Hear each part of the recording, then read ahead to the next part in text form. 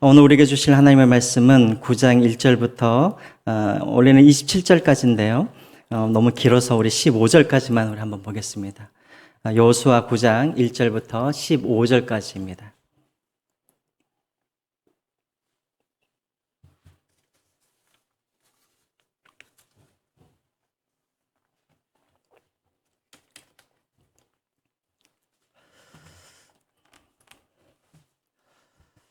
여호수아 9장 1절부터 15절까지 말씀 우리 한 구절씩 우리 교독하겠습니다.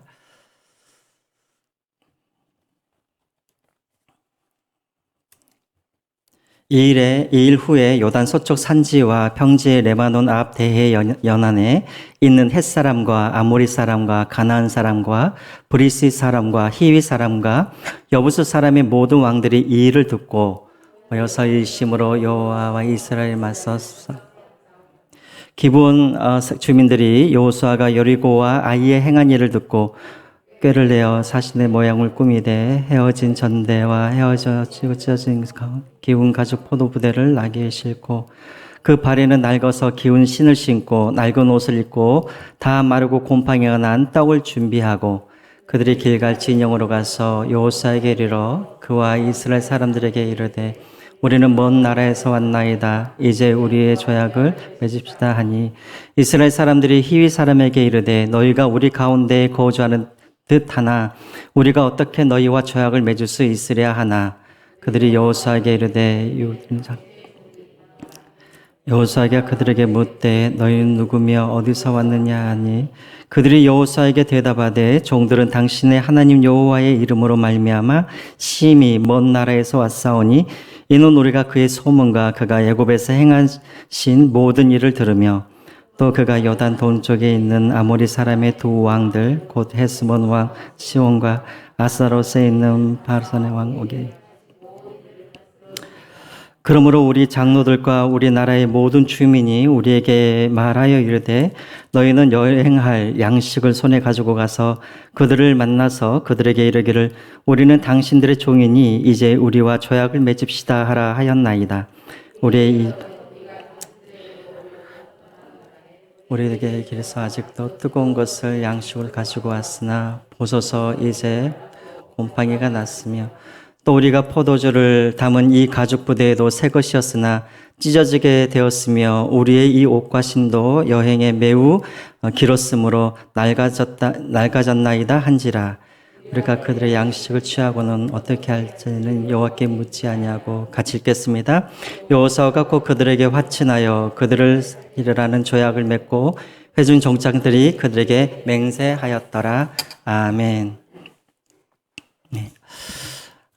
지난주에는 이스라엘 백성들이 아이성을 정복한 다음에 이제 세겜에 있는 에발산과 그다음 그리심산에 올라가서 하나님 앞에서 이제 축복과 저주의 맹세를 하는 장면들을 우리가 보았습니다. 이렇게 축복과 저주의 맹세를 하였다면 이제 그 다음에는 이제 이야기 흐름상 또 승리의 이야기가 나와야 할 텐데 오늘 9장에 보면은 또 우리가 예상치 못한 그런 또 실패의 이야기가 나오게 되어집니다.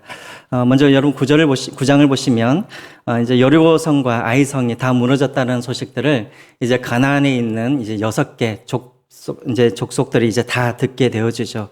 자, 그리고 이제 가나안 왕들이 이제 다 한 자리에 모이게 되어집니다. 여러분 1절과 2절 제가 읽겠습니다. 이 일 후에 요단 서쪽 산지와 평지에 레바논 앞 대해 연안에 있는 헷 사람과 아모리 사람과 가나안 사람과 브리스 사람과 히위 사람과 여부스 사람의 모든 왕들이 이 일을 듣고 모여서 일심으로 여호와와 이스라엘에 맞서서 싸우려 하도다라고 되어 있습니다. 여러분 왜 이 사람들이 이렇게 함께 모였을까요? 여리고성도 왜 무너졌습니까? 혼자서 싸우다가 무너졌죠. 자, 아이성도 마찬가지입니다. 그들 혼자서 싸우다가 이제 진멸하게 되어졌죠. 그래서 이제 이 가나안 사람들이 생각하기에 이렇게 각자 이렇게 싸우니까는 이렇게 지나보다 싶어서 이제 이 왕들이 함께 모여서 같이 일심으로 힘을 합하여서 이제 연합하여서 이스라엘 사람들과 맞서자라고 그렇게 이제 서로 합의를 봅니다.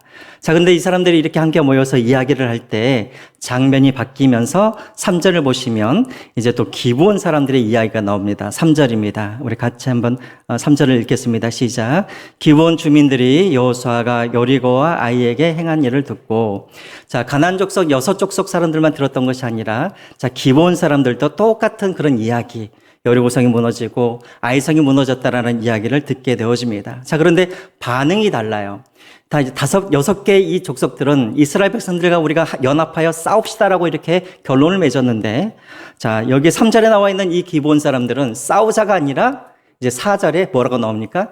꾀를 내다라고 그렇게 나와 있죠. 4절 한번 보십시오. 꾀를 내어라고 되어 있습니다. 자, 이제 꾀를 내어 어떻게 하자는 것입니까? 6절에 보시면은 이들이 이제 이스라엘 백성들에게 나아가서 이제 화친을 맺자라는 그런 이제 계획을 세우게 되어지죠. 자, 화친을 이제 맺으러 가는데 그냥 화친을 맺으러 가면 될 텐데 이들이 어떻게 변장을 하냐면, 앞에 4절과 5절 한번 보여주시겠습니까? 우리가 이미 읽었지만 4절과 5절을 보면은 이 사람들이 어떻게 이제 꾀를 냅니까? 이제 전대, 이 돈주머니도 옛날 것으로, 또 입고 있는 옷과 신발들도 다 헌 것으로, 그 다음에 이제 양식도 이제 오래된 곰팡이가 낀 그런 양식을 가지고 그들 앞에 나아갑니다. 자, 이렇게 나아간 이유가 무엇이냐면 우리가 멀리서 왔다라는 것을 강조하기 위함인 것이죠. 자, 6절 한번 보겠습니다. 6절. 이 사람들이 이렇게 한 이유가 있습니다. 같이 한번 읽어볼까요? 시작. 그들이 길갈 진영으로 가서 여호수아에게 이르러 그와 이스라엘 사람에게 이르되 우리는 먼 나라에서 왔나이다. 이제 우리의 죄악을 맺읍시다 하니. 여러분, 좀 이상하죠? 만약에 정말 이 사람들이 화친을 맺고 죄악을 맺고자 한다면 그냥 기본 그냥 그 대표들이, 장로들이 그냥 이스라엘 백성들에게 앞에 나와가지고 여호수아 앞에 찾아가가지고 우리가 당신을 이길 수 없습니다. 그러니 우리를 종 삼아 주시고 우리를 용서해 주십시오라든가 우리를 살려 주십시오라든가 이렇게 서로 화친을 맺고 죄악을 맺으면 되지 않습니까? 자, 그런데 왜 하필이면 이들이 이렇게 속여가면서 이렇게 연극을 하듯이 변장해가면서 이렇게 화친을 맺으려고 했을까요? 왜 그랬을까요? 네? 그냥 라합처럼 그냥 우리가 당신의 이야기를 듣고 우리의 마음이 녹았습니다. 우리와 화친을 맺읍시다. 이렇게 하면 될 텐데 왜 이렇게 막 변장을 해가지고 이렇게 왔을까요? 제가 여호수아 서론 때 여러분들에게 이야기를 드렸었죠. 이스라엘 백성들이 전쟁을 할 때 상대에 따라서 두 가지의 방법으로 전쟁을 치른다고 제가 말씀을 드렸습니다. 그쵸? 첫 번째, 가나안 족속들, 가나안 안에 살고 있는 7족속과 전쟁을 할 때는 어떤 전쟁을 해야 된다고 그랬죠? 헤렘이라는 전쟁을 해야 된다고 그랬죠. 다시 말하면 진멸하는 전쟁을 하라고 했습니다. 여러분, 신명기 7장 2절에 그 이야기가 나와 있죠. 같이 한번 읽어볼까요? 시작.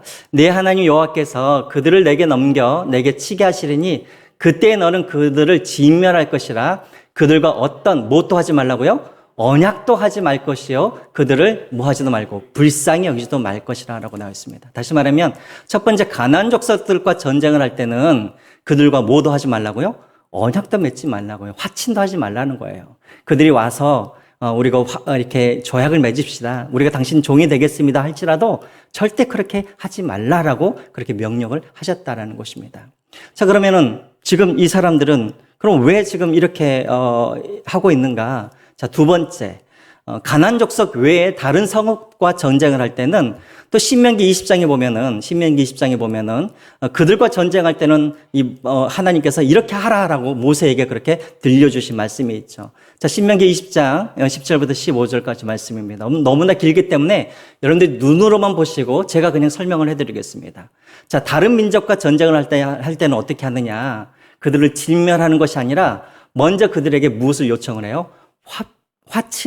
화평을 요청을 합니다. 다시 말하면 우리가 너희들을 치지 않을 테니까 너희들을 우리와 화평을 맺자라고 이렇게 먼저 이스라엘 백성들이 이야기를 한다는 것이죠. 그리고 그 안에 있던 성읍 사람들이 이스라엘 백성들이 그런 화친의 그런 요청을 받았을 때 그것을 받아들이면 그냥 화친 조약을 맺는 거예요. 대신에 무엇을 하냐면 그 사람들로부터 조공을 받고 이제 그들을 종으로 삼도록 그렇게 하셨습니다. 자, 그런데 만약에 이스라엘 백성들이 그들에게 화친을 청했음에도 불구하고 이들이 그것을 받아들이지 아니하면 이제 이스라엘 백성들이 그 성을 치게 되어 있죠. 자, 대신에 다 진멸을 하는 것이 아니라 여러분 거기에 13절 한번 보시면 다 진멸하는 것이 아니라 거기에 있는 누구만 죽이게 되어 있습니까? 남자들만 죽이게 되어 있어요. 그리고 어린아이와 여자들과 그 다음에 나머지 모든 그런 가축들은 다 살려들고 이것들을 다 전리품으로 가져오도록 그렇게 했다라는 것입니다. 자, 무슨 말인지 알겠죠? 자, 그래서 여러분, 왜 지금 이 기브온 사람들이 지금 자신들이 멀리서 온 것처럼 그렇게 변장을 하냐면 우리는 어떤 사람이 아니다? 우리는 가나안 족속 사람이 아니다라는 것을 이들이 보여주기 위해서 했다라는 것입니다. 근데 여러분 한 가지 궁금하죠? 아니, 이 가나안 사람이, 기브온 사람이 어떻게 이 모세의 이 언약을 어떻게 알았을까? 근데 24절을 보시면, 우리가 읽지는 않았지만, 24절에 보면은, 이 기브온 사람들이 뭐라 그러냐면, 하나님께서 모세에게 말씀하신 그 명령을 우리도 이미 알았다라고 그렇게 이야기를 하고 있습니다. 아마도 이 사람들이 살기 위해서 아마도 이것저것 다 정보를 한번 다 알아봤을 거라는 생각이 들어집니다. 그래서 대체 우리가 살 길이 무엇인가를 알아보니까 바로 이러한 것들이 있다라는 것을 알고 그들이 그렇게 이제 노력을 했다라는 것을 우리가 알 수가 있습니다. 자, 이제 이렇게 화평을 청하게 되어질 때 이스라엘 백성들도 그냥 이 사람들이 그냥 조약을 맺자고 하니까 그냥 조약을 맺지는 않았습니다. 우리가 7절 한번 보겠습니다. 7절 한번 보시면 이스라엘 사람들도 좀 이상한 거예요. 그래서 이스라엘 사람들도 바로 조약을 맺은 것이 아니라 자, 그들에게 이렇게 말을 하죠. 여러분 7절을 한번 또 같이 보겠습니다. 7절 시작. 이스라엘 사람들이 히윗 사람에게 이르되 너희가 우리 가운데 거주하는 듯하나 우리가 어떻게 너희와 조약을 맺을 수 있으랴 하나라고 되어 있죠.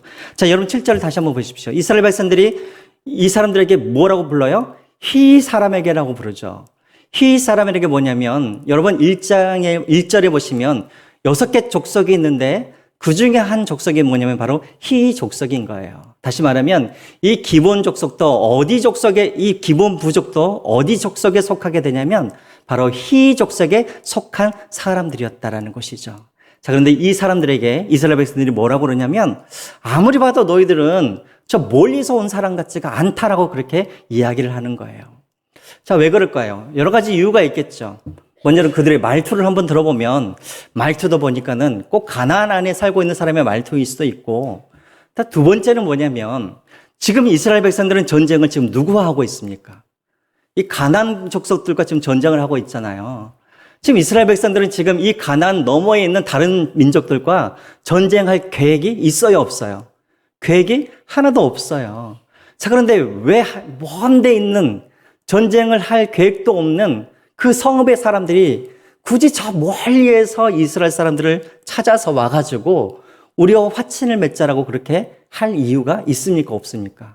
할 이유가 전혀 없는 것이죠. 자, 그러니까 이스라엘 백성들도 뭔가 좀 의심이 드는 거예요.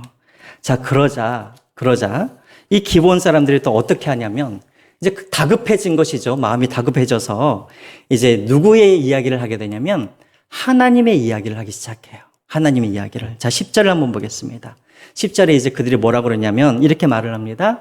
그들이 여호수아에게 대답하되 종들은 당신의 하나님 여호와의 이름으로 말미암아 심히 먼 나라에서 왔사오니 이는 우리가 그의 소문과 그가 애굽에서 행하신 모든 일을 들으며라고 되어 있습니다. 자, 보십시오. 지금 여호수아가 이스라엘 백성들이 당신들 대체 어디서 왔습니까? 라고 물어보니까 이들이 거기에 대해서는 대답을 하지 않고 이제 화제를 바꿔서 뭐라고 그러냐면 당신들의 하나님이 행하신 일들을 내가 들었습니다 하면서 이스라엘 백성들이 섬기고 있는 그 하나님을 이들이 지금 높이고 찬양하는 그런 모습들을 지금 보여주고 있다라는 것입니다. 그리고 또 10절에 보면 뭐라고 되어 있냐면 우리는 당신들의 종입니다 라고 그렇게 이야기를 하고 있다라는 것이죠. 자, 여러분 보십시오. 지금 이 사람들은 10절에 이제 하나님이 행하신 일들을 이들이 이제 이야기를 하면서 11절과 12절과 13절, 13절에는 뭐라고 이야기하냐면 자, 우리가 당신들이 여호와 하나님이 애굽에서 한 일과 그리고 요단 동편에서 행하신 일들을 우리가 다 알았기 때문에 우리가 비록 멀리 살고 있었지만 우리가 이렇게 헌옷을 입을 정도로 또 아니면 옷이 다 떨어질 정도로 또 신발이 다 떨어질 정도로 또 우리가 양식들이 다 곰팡이가 낄 정도로 저 멀리서부터 우리가 이렇게 조약을 하려고 왔습니다라고 그렇게 이야기를 하고 있다라는 것입니다.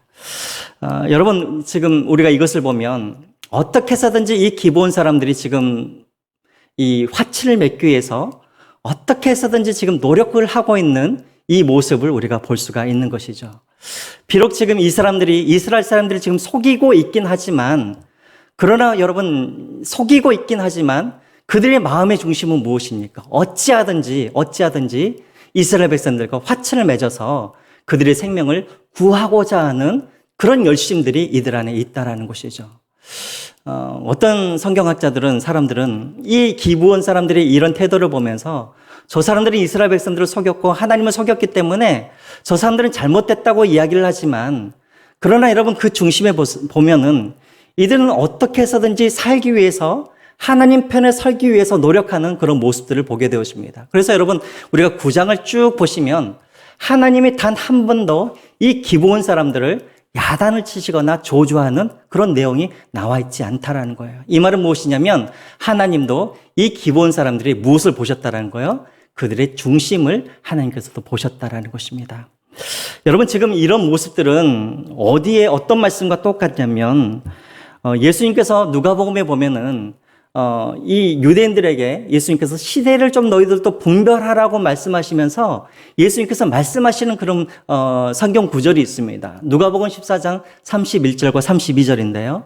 우리 같이 여러분 한번 읽어보겠습니다. 같이 한번 읽어볼까요? 시작. 어느 임금이 다른 임금과 싸우러 갈 때 먼저 앉아 일만으로서 저 이만을 가지고 오는 자를 대적할 수 있을까? 헤아리지 아니하겠느냐? 만일 못할 터이면 저가 아직 멀리 있을 동안에 사실을 번하여서 화친을 청할지니라. 이게 바로 지금 예수님께서 유대인들을 향하여서 지금 말씀하고 있는 거예요. 왜냐하면 지금 유대인들이 시대를 분별하지 못하고 계속해서 메시아이신 예수님을 거부하니까 예수님께서 지금 뭐라고 말씀하시냐면 좀 너희들이 지혜를 갖고 좀 분별력을 좀 가져라 라고 말씀하시면서 하신 말씀이 바로 이거라는 것이죠. 자, 지금 이 기도원 사람들도 마찬가지입니다. 계산을 해본 것이죠. 자, 만약에 우리와 이스라엘 백성들과 싸웠을 때 우리가 싸워서 이길 승산이 있는가? 이들이 없다라는 것을 알게 된 것이죠. 자, 그러니까는 이제 어떻게 해서든지 살기 위하여서 그들과 화친을 하려고 노력하는 그런 지혜가, 그런 분별력이 이 사람들에게는 있었다라는 것입니다. 여러분, 분별력이라는 것은 다른 게 아닙니다. 지혜가 무엇이냐면 내가 누구와 가까이 사귀어야 되고 내가 누구를 멀리 해야 되는지 또 내가 어떤 자리에 있어야 되고 내가 또 어떤 자리를 떠나야 되는지 이런 것들을 분별하는 것이 여러분 분별력이고 이것이 지혜인 것이죠. 여러분 우리가 기브온 사람들을 무조건 비난할 것이 아니라 이 사람들은 시대를 분별할 수 있는 그런 지혜가 있었다라는 것입니다. 그런 분별력으로 이들은 어찌하서든지 이스라엘 백성들에게 나아가서 그들과 화친하려는 그런 노력이 있었다라는 것이죠. 여러분, 저는 우리에게도 이런 좀 분별력이 있었으면 좋겠습니다. 어떤 시대를 좀 볼 수 있는 그런 어떤 분별력, 지혜. 그래서 정말 이 시대가 지금 어떤 시대인지를 우리가 알고 지금 내가 무엇을 해야 되는지 그런 분별을 할 수 있는 저와 여러분들이 되었으면 좋겠습니다. 여러분, 지금은 어떤 때입니까? 어찌 보면 이제 마지막 시대가 지금 이때가 아니겠습니까? 그러함에도 불구하고 여전히 잠자고 있는 많은 그리스도인들이 있지 않겠습니까? 바로 원하기는 이 마지막 시대에 우리 시영교회 우리 성도님들은 이 기본의 이 사람들처럼 시대를 분별하고 지금 내가 무엇을 해야 되는지 우리 교회가 지금 무엇을 해야 되는지를 알 수 있는 저와 여러분들이 되었으면 좋겠습니다. 자, 그런데 거꾸로 이스라엘 백성들은 어떻게 합니까? 이들은 지금 기브온 사람들은 지금 분별력을 가지고 지금 어떻게 해서든지 하나님의 편에 서려고 하는데 이스라엘 백성들은 여전히 정신을 차리지 못하고 있는 것을 보게 되어집니다. 어디에 나와 있냐면 14절과 15절에 나와 있죠. 여러분 14절과 15절 같이 한번 읽어보겠습니다. 시작. 무리가 그들의 양식을 취하고는 어떻게 할지를 여호와께 묻지 아니하고 요사와 그들과 화친하여 그들을 살리리라는 조약을 맺고 회중 족장들이 그들에게 맹세하였더라 라고 되어 있습니다. 여러분, 이스라엘 백성들이 지금 뭘 하고 있어요? 그들의 양식을 뭐 했다고 되어 있습니까? 취하였다. 여러분, 왜 그들의 양식을 취하였을까요? 왜 그랬을까요? 뺏어 먹으려고 그랬을까요? 확인해 보려고 그러는 거죠. 지금 이 양식이 정말 곰팡이가 있는지 없는지를 확인해 보려고. 자, 그래서 그들의 양식을 취하해서 확인해 봤더니 곰팡이가 있어요, 없어요? 있으니까 여호와께 묻지 아니하고 어떻게 합니까? 그들과 조약을 맺고 화친을 맺게 되었다라는 것입니다. 여러분, 참 이상하죠? 이스라엘 백성들 한번 보십시오. 아이성에 있었을 때도 여호와께 묻지 않고 전쟁을 하다가 결국은 그들이 패배를 했잖아요. 자, 그럼 그런 경험이 있는 사람들이 또 이런 일들이 있었을 때 또 하나님께 묻지 아니하고 또 이렇게 실수하는 것을 여러분 보게 되어져요. 여러분, 하나님께 묻는다라는 거 그렇게 어려운 일이 아니었어요. 그 당시에는. 왜냐하면 여러분, 제사장들은 다들 뭘 갖고 있었습니까? 제비 뽑기를 할 수 있는, 여러분 그거 아세요? 그거 들어보셨죠? 우림과 둠밈이라는 거 여러분 아시죠? 자, 이게 뭐냐면 여러분 하얀색 돌과 검은색 돌입니다. 정확하게는 뭔지는 모르겠지만 제비 뽑기를 하는 거예요. 다시 말하면 그냥 하나님 앞에서 하나님, 저 사람들이 먼 데서 온 사람입니까? 아닙니까? 이렇게만 묻기만 하면 하나님께서 제비 뽑기를 통해서 얼마든지 보여줄 수 있음에도 불구하고, 그런 쉬운 방법이 있음에도 불구하고 이들은 여호와께 묻지 아니하고 그들과 그냥 조약을 맺어 버렸다는 거예요. 여러분, 한번 우리 이제 상상을 한번 해보시죠. 왜 이스라엘 백성들은 여호와께 묻지 아니하고 그냥 화친을 맺어 버렸을까요? 왜 그랬을까요? 네? 교만해서. 네, 그럴 수도 있고.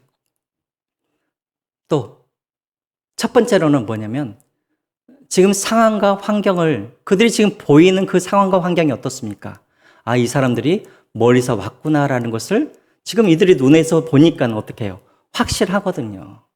첫 번째로 이들은 지금 무엇에 집중을 하고 있냐면 하나님께 집중을 하고 있는 것이 아니라 어디에 집중을 하고 있는 거예요? 상황을 본 거예요. 상황을.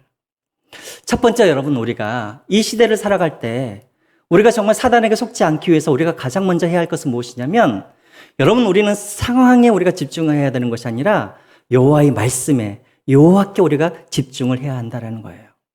여러분, 사단은 우리를 언제 어떻게 속이냐면 때로는 우리로 하여금 이 상황은, 이 환경은 하나님께서 하셨구나 라고 생각할 정도로 그런 환경으로 우리를 인도하여서 속일 때가 있어요.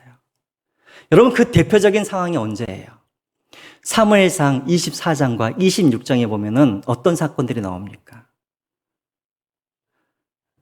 바로 다윗이 사울을 죽일 수 있는 두 번의 기회가 오죠.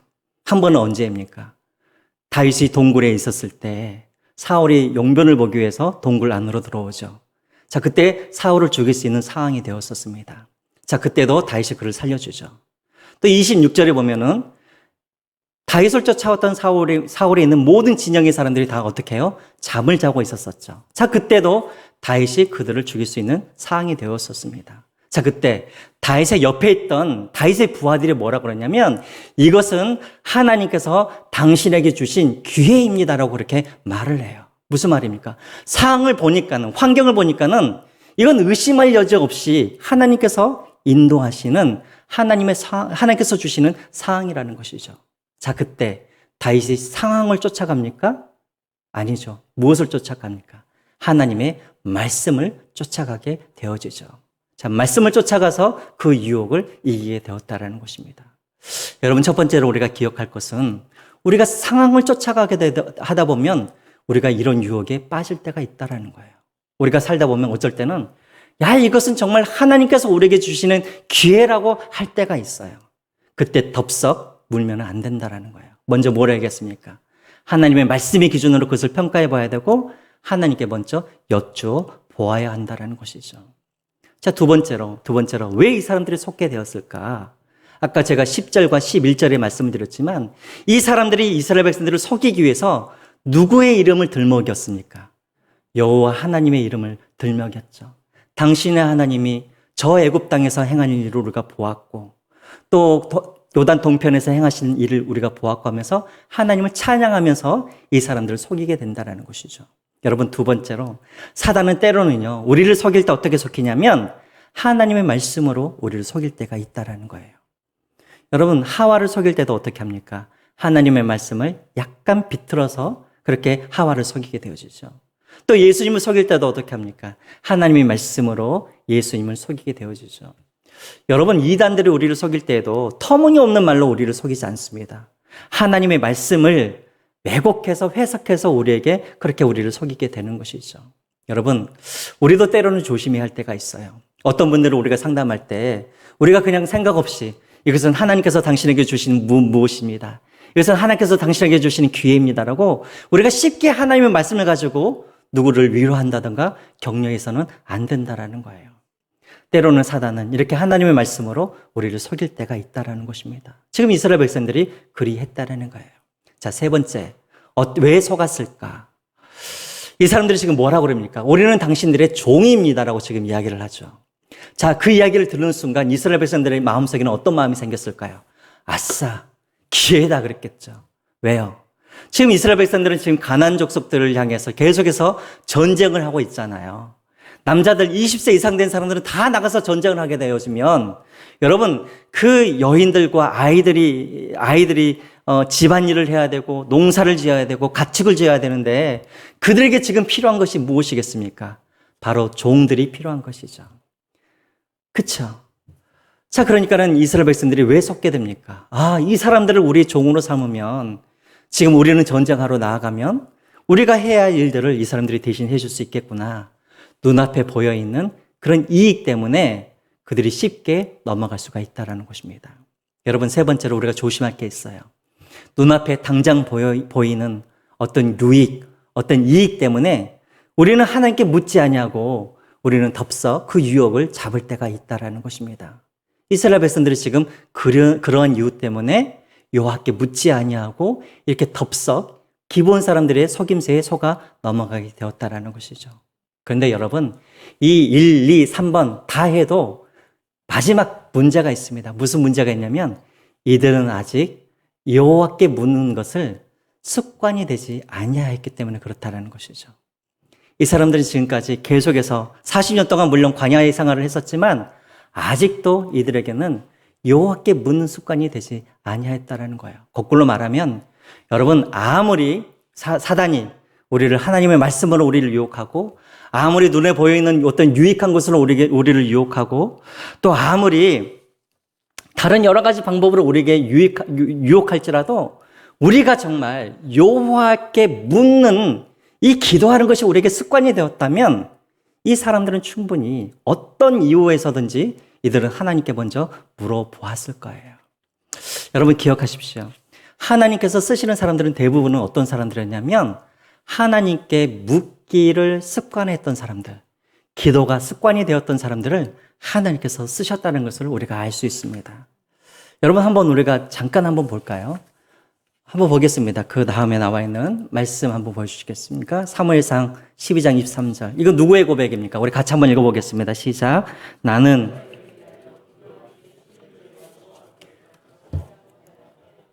누구의 고백입니까?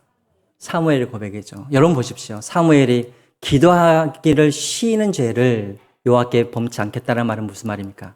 나는 쉬지 않고 지금까지 하나님 앞에 뭐 했다라는 거예요? 기도했다라는 거예요. 사무엘은 바로 기도가 하나님께 엽주는 것이 사무엘에게는 이게 습관이 되었던 사람이었습니다. 여러분 또 이제 시편 55편 17절 한번 볼까요? 한번 같이 읽어보겠습니다. 시작. 저녁과 아침과 종호에 내가 근심하여 탄식하리니 여호와께서 내 소리를 들으시리로다. 이 시편 기자는 어떤 사람이냐면 저녁과 아침과 종호에 계속해서 습관적으로 하나님 앞에 정기적으로 기도했던 사람이었습니다. 여러분 이 사람이 누구였을까요? 바로 다윗이었습니다. 다윗이 전쟁 때 여호와께 늘 물었던 것은 그가 늘 기도하는 것이 여호와께 엽주었던 것들이 이 다윗에게는 습관이 되었기 때문에 그는 어떤 상황에서도 하나님께 묻는 사람이 되었다는 것입니다. 그 다음에 여러분 다니엘서 6장 10절 다니엘도 마찬가지이죠. 늘 하루에 3번씩 전에 했던 것처럼 늘 하루에 3번씩 무릎을 꿇고 기도했던 다니엘. 그래서 위기의 상황에서도 다니엘은 타협하지 않냐고 기도할 수 있었던 이유가 무엇이었냐면 기도가 습관이 되어 있었기 때문에 그렇다라는 것입니다. 여러분 그 다음 것도 한번 보여주시겠어요? 기도의 습관이 되었던 분, 대표적인 분이 누구입니까? 바로 예수님이시죠. 누가복음 22장 39절 우리 함께 같이 한번 읽어볼까요? 시작. 예수님께서 나가사 습관을 따라 감난산에 가시매 라고 되어 있습니다. 또 그 밑에 있는 사람은 누구냐면 고넬료라는 사람이죠. 고넬료라는 이 사람도 늘 경건하는 사람이었고 항상 하나님께 기도했던 사람이었다라는 것입니다. 여러분, 우리를 하나님께 시선을 집중하지 못하도록 쉽게 우리를 넘어뜨리는 어떤 수많은 유혹이 없을지라도 우리가 정말 기도가 습관이 되어지고 경건이 습관이 되는 사람들은 어떠한 유혹에서든지 유혹이 왔을지라도 우리는 승리할 수가 있다라는 거예요. 기도가 습관이 되어지면.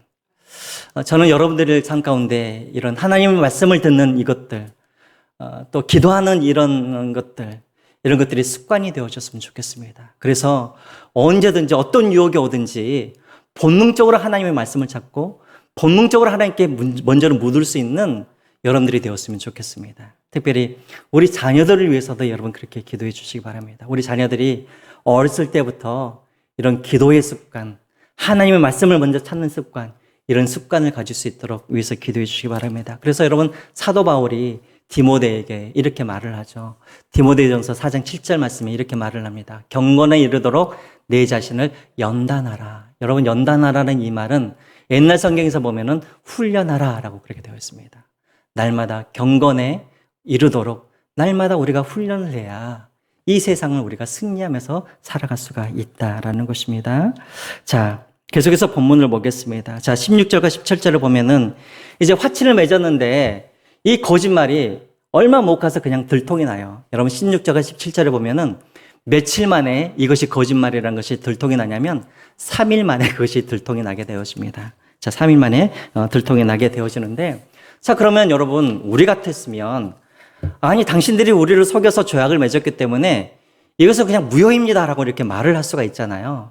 자, 그런데 이스라엘 백성들은 또 하나님은 그것을 취소하지 않습니다. 그 이유가 무엇이냐면 자, 19절과 20절에 그 이유가 나와 있죠. 자, 19절과 20절 우리 같이 19절만 같이 한번 읽어보겠습니다. 시작. 모든 족장이 온 회중에게 이르되 우리가 이스라엘의 하나님 여호와로 그들에게 맹세하였은즉 이제 그들을 건드리지 못하리라.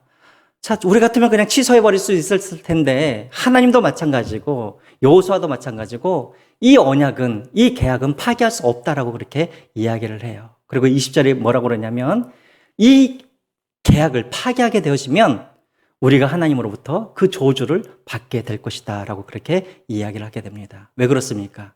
이 언약은 누구 앞에서 맺은 그런 계약입니까? 하나님 앞에서 맺은 조약이기 때문에 이것을 깨뜨릴 수가 없다라는 것이죠. 자, 그래서 여러분 이제 다음 주에 보실 10장에 보면은 이 기브온 사람들이 이스라엘 백성들과 화친을 맺었다는 소식을 듣고 남쪽에 있는 세 개 족속이 연합하여서 누구를 치게 되어지냐면 기브온 족속을 치게 되어지죠. 자, 그때 이 이스라엘 백성들이 야, 우리를 속이더니 잘 됐다. 그렇게 한 것이 아니라 어떻게 합니까? 이스라엘 백성들이 이 조약대로 이 언약을 기억하고 목숨을 걸고 기브온 사람들을 위해서 싸워주는 것을 우리가 보게 되어지죠. 자, 그런데 여러분 또 하나 사건이 있습니다. 20절에 보면은 만약에 이 조약을 어기면 하나님께서 우리에게 저주할 것이다 라고 그렇게 말을 하는데 실제적으로 그런 일들이 역사상에 실제적으로 그런 일들이 있었어요. 언제였냐면 이 계약을 맺고 나서 약 300년 후에 그런 일들이 벌어지게 되어집니다. 자, 여러분 사무엘하 23장 1절 말씀입니다. 우리 같이 한번 읽어볼까요? 시작. 다윗의 시대에 해를 거듭하여 3년 기근이 있으므로 다윗이 여호와 앞에 간구하며 여호와께서 이르시되 이는 사울과 피를 흘린 그의 집으로 말미암음이니 그가 기브온 사람을 죽였음이니라 하시니라. 여러분 다윗이 왕이 되었을 때 어느 날 갑자기 3년 동안 비가 내리지 않는 거예요. 흉년이 든 거예요. 그래서 다윗이 이상하게 생각을 하는 것이죠. 아니 우리가 하나님 앞에 잘못한 것도 없는데 왜 이렇게 기근이 들까? 그래서 여호와께 물었더니 하나님께서 뭐라고 그럽니까? 사울 왕 때 사울이 누구를 죽였다고요? 이 기브온 사람들을 죽이는 그런 일들이 있었다라고요. 구체적으로 어떤 사건인지는 모르겠지만, 어떤 본문에서 어떤 사건인지 모르겠지만, 어쨌든 사울이 기브온 사람들을 죽임으로 말미암아 하나님이 이스라엘 백성들에게 기근이라는 저주를 내리게 되어집니다. 자, 그러자 이제 2절과 3절 그 이후를 보면은 이제 하나님께서 그 방법을 알려주셔요. 어떻게 알려주시냐면, 이제 기브온 사람들에게 사울의 후손 중에 7명을 그 기브온 사람들에게 주어서 그 사람들이 원수를 갚게 그렇게 합니다. 자, 그래서 기브온 사람들이 사울의 후손 7명을 다 이렇게 죽일 때 이제 이 기근이 끝나게 되어지는 것이죠. 여러분 참 놀랍죠? 하나님께서 300년 전에 기브온 사람들에게 약속하셨던 그 약속. 근데 300년 후가 지났는데 충분히 잊어버릴 만도 한데 하나님께서는 그 약속을 기억하시고 기브온 사람들을 여전히 보호하시는 그런 하나님을 우리가 발견하게 되어집니다. 여러분 그렇습니다. 하나님은요, 한번 내 편이 되어지면, 한번 내 권속이 되어지면, 한번 하나님께서 언약하시면 하나님은 절대 포기하지 아니하시는 하나님이라는 것입니다. 하나님은 기브온 사람들이 불쌍해서가 아니라 기브온 사람들이 무슨 잘한 일이 있어서 그런 것이 아니라 무엇 때문에 하나님께서 한번 언약하셨기 때문에 그 언약을 기억하시고 기브온 사람들을 그렇게 돕고 계신다라는 것이에요. 여러분 우리도 마찬가지입니다. 우리가 늘 하나님 앞에 우리는 어떻습니까? 늘 범죄하죠. 늘 실수하죠. 늘 하나님 앞에 우리는 죄를 짓죠. 그러함에도 불구하고 하나님께서 우리를 버리지 아니하시고 끝까지 하나님께서 우리를 책임져 주시는 이유가 무엇이냐면 하나님이 누구와 약속을 하셨기 때문에 성자 예수 그리스도와 약속하셨기 때문에 그 약속을 가지시고 우리를 계속해서 보호해 주신다라는 것입니다. 그러므로 여러분 로마서 8장 35절 말씀에 이런 말씀이 있죠. 누가 우리를 그리스도의 사랑에서 끊으리요? 환난이나 공고나 박해나 기근이나 적신이나 위험이나 칼이라 라고 되어 있습니다. 여러분 하나님께서 한번 약속하시면 한번 우리를 하나님의 자녀 삼으시면 하나님은 절대 우리를 포기하지 아니하신다라는 것입니다. 그러므로 여러분 혹이라도 지금 여러분 가운데 어떤 고난 가운데 있는 분들이 있다면 계속해서 하나님의 그 언약을 여러분들이 붙잡으시고 하나님 앞에 기도함으로 나아갈 수 있는, 그래서 계속해서 우리 편이 되어주시는 그 하나님의 은혜를 여러분들이 날마다 경험하며 살아가시기를 바랍니다. 자, 그러면 마지막으로 여러분 이제 한 구절만 더 읽고 마치겠습니다. 여러분 23절을 같이 한번 읽어볼까요? 23절과 27절입니다. 자, 여호수아가 이제 속았다라는 것을 이제 깨닫게 되어지고 이제 기브온 사람들에게 이제 이렇게 저주를 하죠. 23절을 한번 보겠습니다. 23절 시작. 그러므로 너희가 저주를 받나니 너희가 대를 이어 종이 되어 다 내 하나님의 집을 위하여 나무를 패며 물을 깃는 자가 되리라 하니 라고 되어 있죠. 또 27절을 한번 읽어보겠습니다. 시작. 그날에 여호수아가 그들을 여호와께서 택하신 곳에서 회정을 위하며 여호와의 제단을 위하여 나무를 패며 물을 깃는 자들로 삼았더니 오늘까지 이르느니라 되었습니다. 자, 이들을 이제 속았다는 것을 알고 있는 이 여호수아가 이들에게 이제 어떤 일들을 시키냐면 하나님의 성전에서 물을 기르고 또 나무를 그렇게 패는 그런 성전 안에서 성전의 종이 되도록 그렇게 이제 그런 일들을 맡기게 되어집니다. 자, 그런데 여러분 이 언약 하나님만 이 기브온 사람들에 향한 언약을 지킨 게 아니었어요. 이 기브온 사람들도 끝까지 이 성전의 종으로서 끝까지 충성을 다합니다. 언제까지 다하게 되냐면 이 성전 시대가 끝나는 그날까지 이 사람들은 끝까지 하나님 앞에서 이 언약을 지키게 되어져요. 여러분 저를 한번 보세요. 여러분들 혹시 제가 느헤미야 때도 제가 한번 말씀을 드렸지만 여러분 혹시 니디님이라는 그런 사람 혹시 기억나십니까? 니디님이라는 그 사람들. 니디님이 누굽니까? 이 사람들은 바로 여호와의 성전의 종이라는 그런 뜻입니다. 근데 이 사람들이 바로 니디님이라는 사람인데 이 사람들이 어디서 나오냐면 역대하에서도 나오고 에스라에서도 이 사람들의 이름이 나오고 또 어디서 나오냐면 제가 느헤미야 이야기할 때 느헤미야 때도 이 바벨론에서 포로로 잡혀있던 이 니디님이 느헤미야와 함께 다시 예루살렘으로 돌아오는 그때도 이 사람들의 이름이 나옵니다. 자, 여러분 한번 이 사람들이 얼마나 충성을 다했는지 한번 보십시오. 자, 이들은 열심히 이 언약대로 이들도 열심히 이제 성전에서 열심히 이 레위인들을 옆에서 도우면서 종살이를 그렇게 해요. 여러분, 종살이 한다라는 게 그렇게 좋은 일입니까? 싫은 일이잖아요.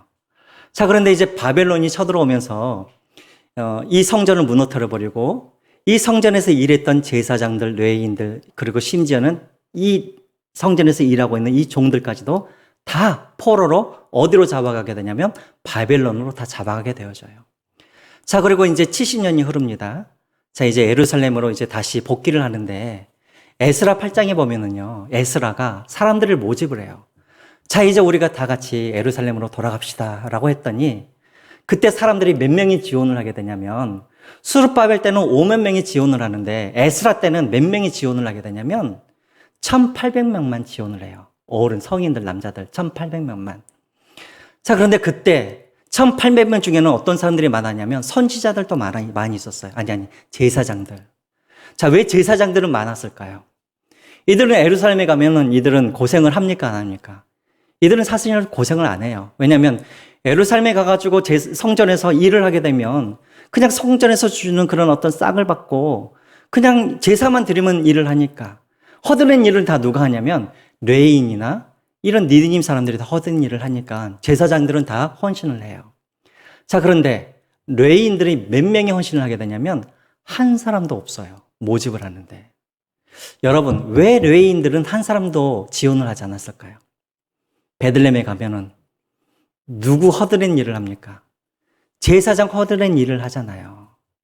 자, 그런데 이들은 바벨론에서 이미 어땠습니까? 다 기반을 잡고 있었고 이미 이제 다 잘 살고 있는데 이것을 포기하고 예루살렘에 가면 제사장들처럼 존경을 받는 것도 아니고 허드렛 일을 하니까 지원하는 사람이 한 사람도 없는 거예요. 자, 그런데 여러분 놀라운 것은 지금 종으로 포로로 잡혀왔던 이 니드님 사람들, 이 기브온 사람들은 이 바벨론에서 자유의 몸으로 살고 있고 이미 모든 것을 다 이제 이룬 사람들이고 자유롭게 살던 사람이었는데 예루살렘에 가자 그러니까는 이 니드님 사람들은 자원하여서 그들이 가고자 합니다. 자, 그런데 에스라 8장에 보면은 이 사람들이 어떤 일을 하냐면 이 니드님 사람들이 레위인들을 찾아다녀요. 레위인들을 찾아다니면서 우리 같이 예루살렘으로 갑시다 하면서 이 레위인들을 설득하는 사람들이 누구냐면 레위인들 밑에서 종살이를 하고 있는 이 니드님 사람들이 그들을 데리고 다시 예루살렘으로 온다라는 거예요. 여러분 같으면 하겠습니까? 여기서 못 먹고 못 살다가 미국으로 이민을 갔는데 그래서 거기서 다 성공을 했는데 다시 한국에 와서 종살이를 하라 그러면 누가 오겠습니까? 자, 그런데 이 니드님 사람들은 이 언약들을 기억하고 이 예배를 사모하고 그들은 앞장서서 에스라를 따라서 오고 있다라는 거예요. 그리고 3차 때도 느헤미야가 올 때에도 이 니드님 사람들은 그 느헤미야를 따라서 또 다시 예루살렘으로 와서 성벽을 짓는 그 일에 이들이 같이 함께 그 일들을 하고 있는 것을 보게 되었습니다. 왜 그랬을까요? 아마도 이런 이유 때문이겠죠. 우리는 진멸을 당할 수밖에 없었던 그런 사람들이었는데 하나님의 은혜로 그들은 진멸을 면하고 하나님을 섬길 수 있는 그 일이 이들에게는 감격이었고 이들에게는 은혜였을 거라는 생각이 들어집니다. 여러분 시편 84편 10편 한번 마지막으로 한번 읽어볼까요? 이게 바로 니드님 사람들, 기브온 사람들의 그런 고백이 아니었는가라는 생각이 들어집니다. 같이 한번 읽어보겠습니다. 시작. 주의 궁전에서 한 날이 다른 곳에서 첫날보다 나은즉 악인의 장막의 거함보다 내 하나님 문지기로 있는 것이 좋사오니. 바로 이런 고백이 있었기 때문에 그들은 그렇게 하나님 앞에 마지막까지 헌신하지 않았는가라는 생각이 들어집니다. 마지막으로 한 가지 더 보자면 아까 우리가 24절에도 보면은 종이라는 단어가 계속해서 나오죠. 하나님 집에서의 종. 이 종이라는 이 단어가 뭐냐면 에베드라는 단어는 히브리어 단어를 쓰고 있습니다. 에베드라는 히브리어 단어를 쓰고 있는데 이것은 종이라는 의미도 있지만 또 어떤 의미가 있냐면 에베자라는 의미도 있습니다. 다시 말하면 그들은 종으로 하나님 앞에 부름받았긴 했지만 그들은 하나님 앞에 예배자로 그렇게 부름을 받았다라는 것이죠. 지멸할 수밖에 없었던 그들을 하나님은 그들을 예배자로 부르셔서 그들을 하나님 앞에 예배할 수 있는 사람으로 하나님은 그렇게 그들을 축복해 주셨다라는 것입니다. 여러분, 오늘 시편에 나와 있는 이 시편의 고백, 하나님 문지기로 있는 것이 좋사오니, 이런 고백이 우리에게도 이런 고백이 있었으면 좋겠습니다. 여러분, 어찌 보면 기본 사람들은 하나님의 그런 편에 서기 위해서, 하나님의 그런 종이 되기 위해서 이들은 정말 꾀를 부리고 이들은 수없이 노력을 많이 했지 않았습니까? 어찌 보면 그들은 그럴 만한 자격이 있는 사람이었던 것 같아요. 왜냐하면 그렇게 노력이라도 했잖아요.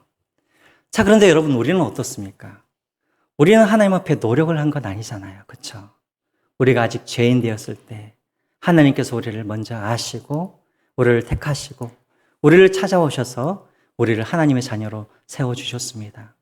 우리는 여러분 믿음인 사람들처럼 꾀를 부리지도 않았고 노력하지도 않았고 아무 노력을 하지 않았는데 하나님께서 그저 우리를 찾아와 주셔서 우리를 하나님 백성 삼아 주시고 우리를 하나님께 예배할 수 있는 예배자로 하나님께서 삼아 주셨다라는 것입니다. 자, 그렇다면 여러분, 이것이 바로 은혜가 아니겠습니까?